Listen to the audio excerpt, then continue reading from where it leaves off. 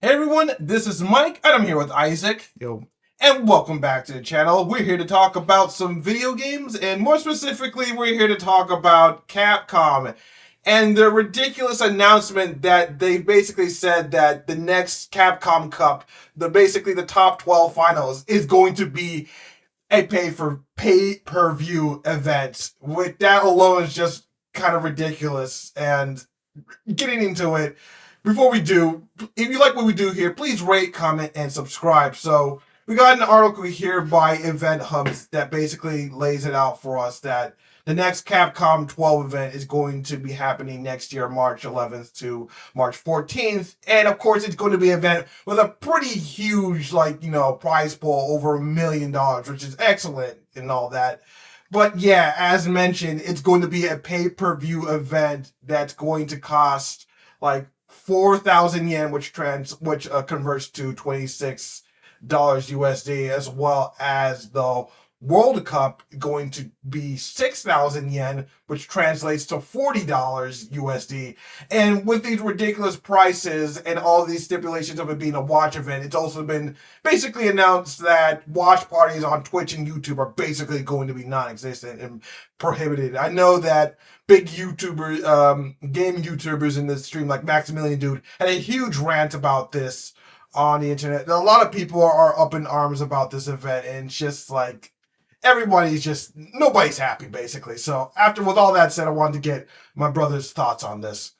well, yeah, and it's actually interesting that you brought this up to me too, because again, and for us in North America, the model's not anything new. This Yeah. has been around since cable television, and Mm-hmm. the only reason why I'm going based on this is back in the days when I used to watch HBO with my dad, and they would have fights where they will show like the premium major fights on Showtime, and then and I believe this is what they're going to do for this event too. Mm-hmm. After that, they would go from Showtime with the premium fights, and then they would go on to basic cable with a basic subscription base, which I believe this is what they're going to end up doing after that. So yes, you're going to be able to pay for the paywall event. After that is done, the recording will go on Twitch and YouTube or whatever their channel is afterwards. The record is going to after be record, so it still will be free. You'll just get it the week afterwards. So it's a basic television model that I know. That obviously a lot of people aren't having it. And not a lot of people are not having it. It is traditional. And I think that's what's kind of interesting about the fact that they are going this traditional way over the years that we've always had it on Twitch and YouTube, where you had all the fans and you had the grassroots era of everybody being excited about it and being juliated about it, about all the big moments and events that happened during the Capcom Cup. And then you also bring in an interesting situation in terms of the payment for the paywall. So again, 27 to what, $40 for the event. Yes. Is that what's being said?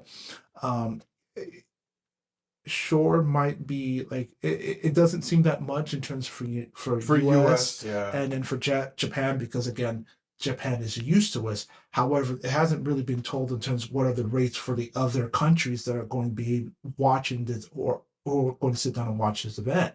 Like, I don't know about South America. It's what's South America's exchange rate in order to be able to have this broadcast.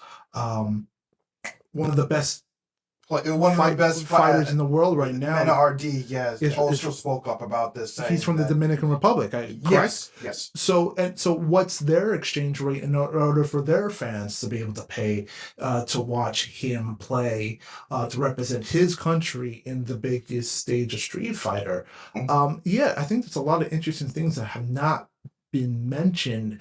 With that being said, has Capcom announced the reason why they're moving into this paywall situation after years of having it free for Twitch and YouTube? Well, that's good that you mentioned that, because, like, again, over at Event Hubs, they did mention that from a user named Hi-Fi did mention that the esports division loses over 100 billion yen, which is 6 to 7 million USD every year. So based on Capcom's investment report, so basically they're doing something to offset those costs. The production costs. They're just host huge. this every year.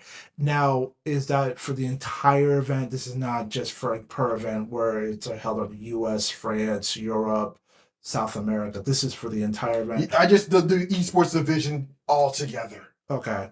Wow. Yeah, it's because like a lot of this stuff when it comes to, because they have very low like yields when it comes to like money. Events like this. Yeah, they really do, especially when it's you not have a profit. Especially when you have people watching these events for free on Twitch. Yeah. And not like people are subscribing to like the channels or stuff like that. So, and not a lot of people are buying merchandise or whatnot. So yeah, they have to do a lot to like cover these costs. And you also have to worry about the fact, on top of that, like Maximilian, who probably will be you would be doing through YouTube, like a watch party situation.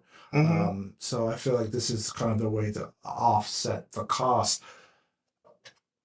With that being said, do you think there's a net now? Do you think is there a better idea that could have been done to avoid going through the paywall method? Honestly, I really don't think so. When you really like come down to it, because like I mentioned, a lot of people just want to watch this stuff for free. A lot of people are not going to buy subs, not going to buy subscriptions and stuff like that. And obviously, just like, you know, the games themselves should be the point of why they're doing these tournaments, to get out people to buy these games. Yes. Which a lot of people also aren't doing. So they're really in a rock and a hard place when it comes to making up the losses for these events. And again, this is just the sad state of affairs, because like a lot of people are always saying that we want big prize pools for these fighting games and stuff. Like we want bigger presentations. Well, this is the price you got to pay for these big presentations and these big prize pools. Yeah, it's a very interesting situation too. If there was other ways to avoid it, again, I don't know. Is there maybe a way that Capcom could set it in a way like, if you go to say their Twitch stream, like their official Twitch stream, isn't there a way that you could sit down as fans that can donate?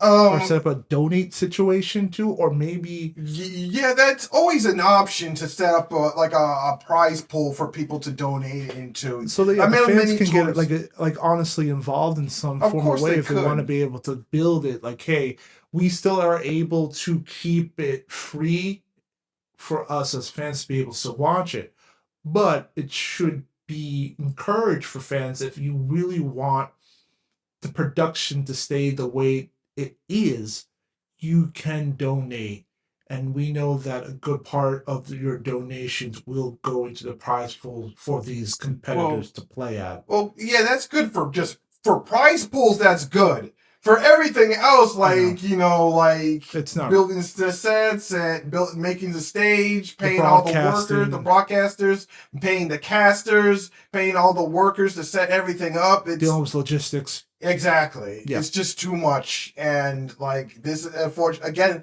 this is the price to pay. Because I know a lot of people in the FGC have been very vocal about keeping everything grassroots and stuff like that. But if you try to keep things grassroots, then you're going to have to deal with lower production costs and very low payouts for these tournaments. So and you would always have to continue to go after sponsors, which there still will be sponsors. There's still going to be sponsors to events, but you would have to rely more on that at the end of the day. Everybody's got to take a cut. Everybody's got to take a cut. Everybody has to get paid.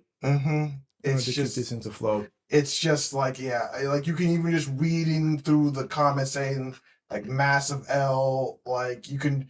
People are gonna pirate restreaming it. People are saying like, oh crap, here's the crapification of esports. It's complete. This sucks. Like, oh my god, it's just like nobody's happy. No, I get it. You, and I totally understand, because it's such a huge shift. You know, you've been receiving this for such a long period of time, and now to kind of have to throw this out on everybody due to production costs, it is a little bit upsetting in terms of games, but it's also like you also said too, in terms of like there's only so much grassroots things you can do. Like I said, everybody has to get paid at some point, like to keep this going. Otherwise, it'll just stop and it won't continue to grow the way that it's growing. And you also have to remember that like the fighting game community is still one of the younger growing communities within the esports It was for the esports, like FPS and like MOBAs took off, soaring like rockets, and are well established. And even sport games too are very true through like with FIFA and Madden right now. So all those three are very established. But we always sit here and talk about fighting games are always fighting for scraps. Yeah, no, you're right. It's always been such a small niche community that's trying to grow and get its production. And maybe this is Capcom's way of, hey, if you want to sit here and take that next step, we have to start, unfortunately, charging for it in order to hopefully bring it to that next level that they believe that fighting games can go. And again, this is also the same situation we talked about once how Saudi Arabia came in and buying of Evo and how where they're seeing the production of Evo go into, in terms of hopefully money and production and also hopefully increasing the prize pool. That's not to say that it will go to the prize pool, but unfortunately, these are these things that have to be factored in. Yeah, that is true. Like again, reading the comments on this, like there are some sympathetic people saying that, like they understand the business. They understand the business situation, but at the same time, they're also saying that like they really should stop overspending on these events. It doesn't need to be a massive spectacle where you have to have these sold out like arenas like fighting games. And it's true, but some people want it, some people don't, and it's hard to please everybody in this regard, because like it's just like like fighting games as an esport it's the niches of the niches when it comes to competitive video games, I would say, because just like it's an event where it's like a one-on-one thing. I think when it comes to just like understanding how good these competitors are compared to say a game like FPS game or even a MOBA game where you could just kind of watch it and kind of understand it just by what you're seeing. FPS game, you're just seeing people pulling the trigger and just having good positioning and some teamwork. Same thing with MOBAs, only comes out to teamwork. Even though I feel like sometimes MOBAs are harder to keep up with all the flashing, like light flashing effects and statuses and learning to jungle and stuff like that. It's just like, but for some reason, people can keep up with that way more. And then you have fighting games, which is something that has been alluded to a lot of people because of all the like nuances of how a fight goes down. Like a lot of people don't even know what an overhead is. I do kind of find. No, finish up. No, it's just because I was just kidding. But for some reason, like fighting games are foreign to a lot of people when it comes to a spectator sport, which is kind of crazy because it should be the one that makes the most sense to people. Like obviously in a fight, it's just like two good people going against each other, but there's so much little nuances like learning like OTGs and like overheads and all these little things that just confuse the hell out of people. But it is a little weird that fighting game community is the one that's come. The outlier, it's such a outlier when it comes to esports. Which yet is the most base. Even if you removed all the terminology in the fighting game community, it's really simple. It's one guy versus the other guy. And in terms of a simple base concept. So it is a little interesting how it continues to fall behind, even with the belts and whistles. True. I think one of the important things is, again, like reading the comments one last time, there are people who are sympathetic to what Capcom is doing. They understand they got to do this if they want this. Now this is to work out. Is off this web off event hubs. Event hubs. The thing is, the one thing are people making a stipulation: if we're gonna charge that much for an event, expect they want no sponsors and no ad breaks. And I would be willing to pay for that in that regard if they would able to give that kind of that kind of environment for people. And obviously still allow people to chat and hoop and holler, because that's kind of like the fun part of watching these events. It's the spectator.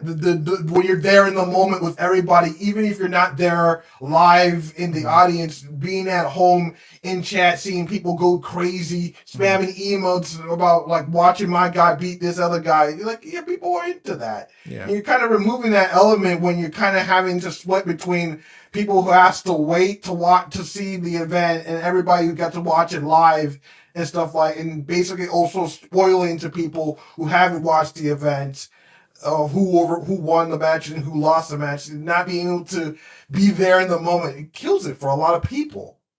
I agree. It just sucks. But anyway, that's all we want to talk about. What do you think about Capcom announcing a pay-per-view event for their upcoming Capcom Cup? Are you okay with it? Are you against it? Should they revise it? Let us know. If you like what we do here, please rate, comment, and subscribe. I'm Mike with Isaac, and we are saying peace.